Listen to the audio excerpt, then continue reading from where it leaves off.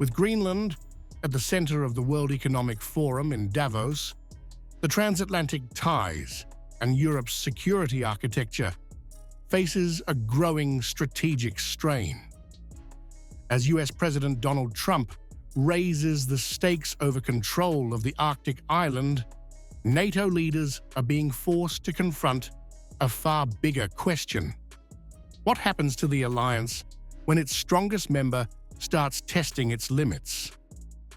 It's a very interesting question. So I think something's going to happen that's going to be very good for everybody. Nobody's done more for NATO than I have, as I said before, in every way. Getting them to go up to 5% of GDP was something that nobody thought was possible. I think that we will work something out where NATO is going to be very happy and where we're going to be very happy. But if NATO doesn't have us, NATO is not very strong. Trump's Greenland push has triggered alarm in Europe. But inside NATO, it's also being seen as a stress test, a moment forcing the alliance to confront an uncomfortable truth. The old model no longer works. And according to Finland's President Alexander Stubb, NATO is already changing. I think actually we're in the process of creating a stronger NATO than we have seen since the end of the Cold War. This is pretty much NATO 3.0. I think we're creating a new NATO where Europe takes more responsibility. NATO 3.0 is not about ideology. It's about geography. The Arctic, Russia's borders, and Europe's ability to fight.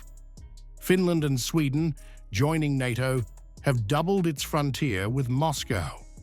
Europe is rebuilding mass, manpower, and capability, but not breaking away from Washington.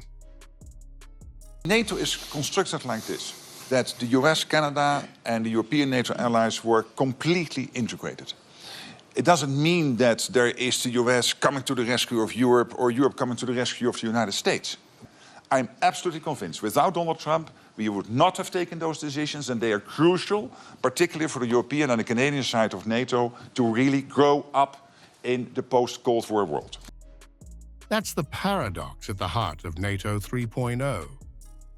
Trump destabilizes, but he also accelerates. Europe is learning to defend itself, but not alone.